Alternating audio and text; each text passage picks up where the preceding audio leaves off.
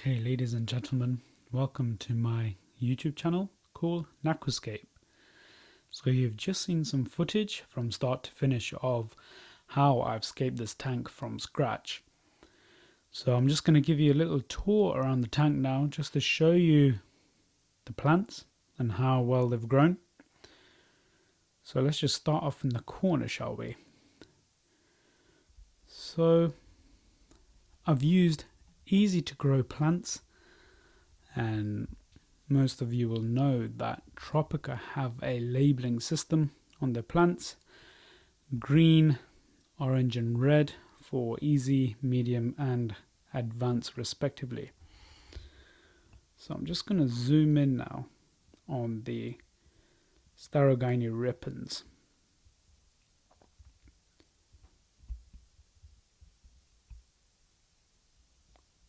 Get an effective zoom, and we can see just here that the Starogini repens is doing really well.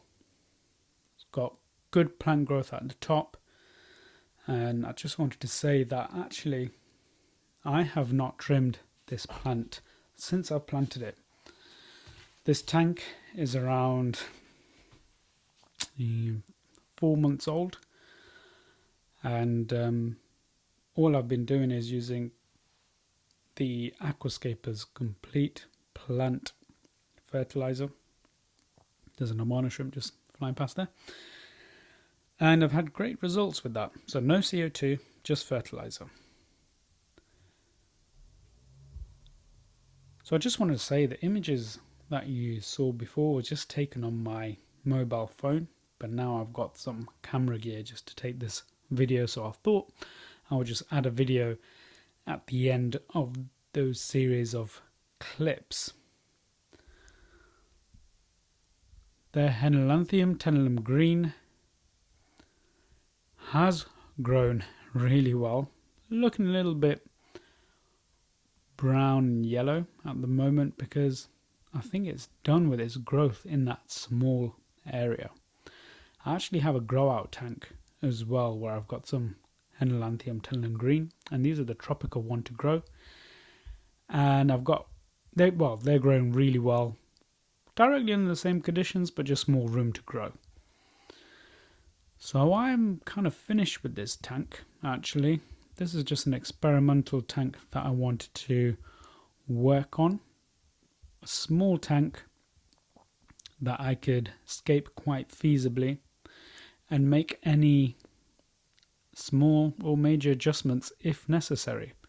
And again, when you have a small tank, you can make those adjustments reasonably well. So just here, just there, I've got a plant called Lobelis cardinalis. I think that's how you say it. Anyway, let me just double check. Yeah, it's Lobelia cardinalis. And again, you can get this plant from most aquatic shops. This is the Tropica potted plant, grown sold immersed. And yeah, I've got really good growth on there.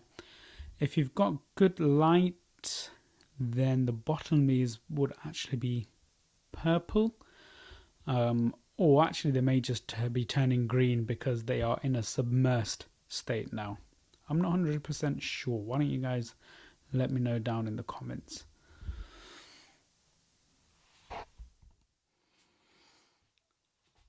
Okay guys, so here I've just got some Christmas moss. I literally wedged that in the side. Really small piece, and it's grown really well, again without CO2. Would grow much better with CO2, I must admit, but again, I wanted to see how well the plants grow without CO2. Sometimes you've got to do these experiments yourself to get a handle on how you can grow the plants using your kind of water parameters. This is the Bucephalandra cerimru brown, and these two Bucephalandra species here, so that species here, sorry if I just get that in focus, that species here is the Bucephalandra lamandual mini red. So I've got a mixture of the Bucephalandra cerimru brown and the lamandual mini red. Sorry. So I have that boost dispersed all over the tank. Really nice growth. Here I have the Bucephalandra mini needle leaf. So you can see from my finger how big the leaves are. Really tiny leaves, and I think this particular plant could be used to add some really beautiful detail in a bigger tank where you really want some small leaves, or even in a small tank, maybe slightly bigger than this mini flexi, maybe in a 60p for instance, you could get some really nice detail with that small leaf. So that's the Bucephalandra. I have some more of the lamandual mini red here, and towards the back I have some of the cerimru brown.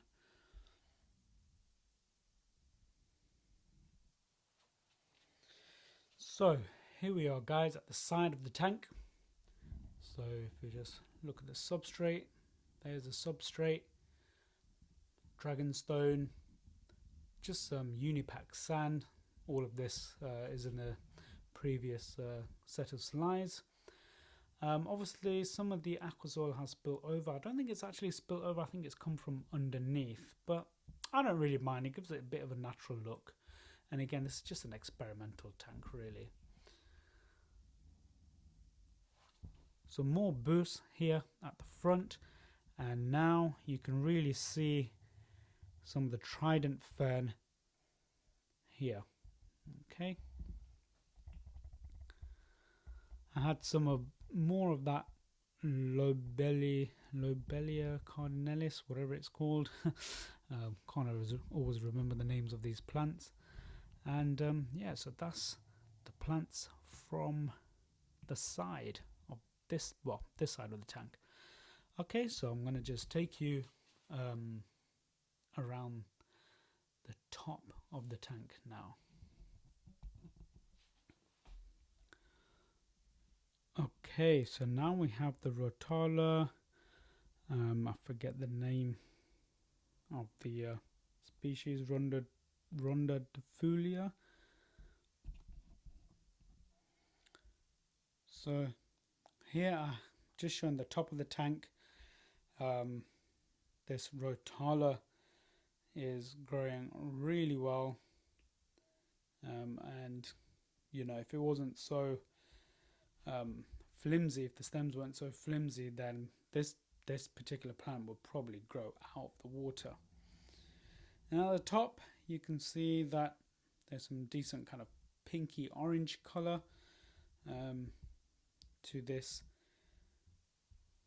Rotala, and again guys, it grows really well.